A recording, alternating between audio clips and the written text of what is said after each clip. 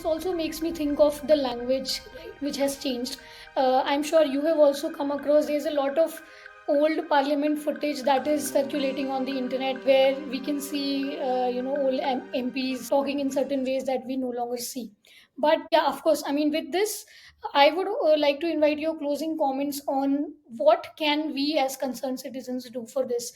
Where do we stand? I think it's very important first for us to realize the importance of parliament in our democracy, because it is only if we were to start thinking and accepting that parliament is a disruptive institution, or parliament is an institution which has no contribution to make in the country's development, then it will end up not playing any role. So one is for us to start looking at parliament in a different light. It is possible to bring some concrete reforms, some changes in the way parliament sessions are being conducted.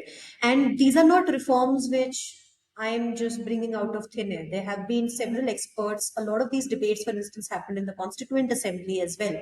So, for instance, there has been a suggestion which has come from several quarters that Parliament should there should be a minimum number of sittings of Parliament in a year that should be laid down in the Constitution. So, for instance, the Parliament must sit for 120 days in a year, and that should be made mandatory. Now, this was a debate which happened in the Constituent Assembly as well. We should have longer sessions. The calendar of a particular year of parliament should be set in advance, so that for reasons like assembly elections or something else that the government is busy with, the government is not able to change around the sessions from that. There have also been suggestions which have been made to distribute the agenda setting power between the government and the opposition. So, what we see right now is that the opposition can demand as much as it wants for the government to do debate on a particular issue.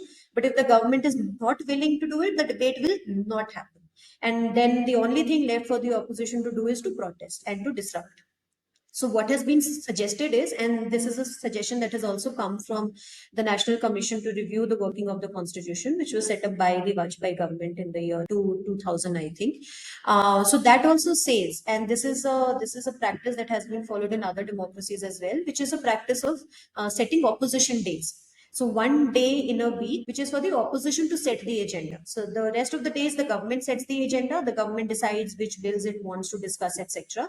On the opposition day, the opposition sets the agenda that on this day we want a debate on this particular issue, and the government has to participate.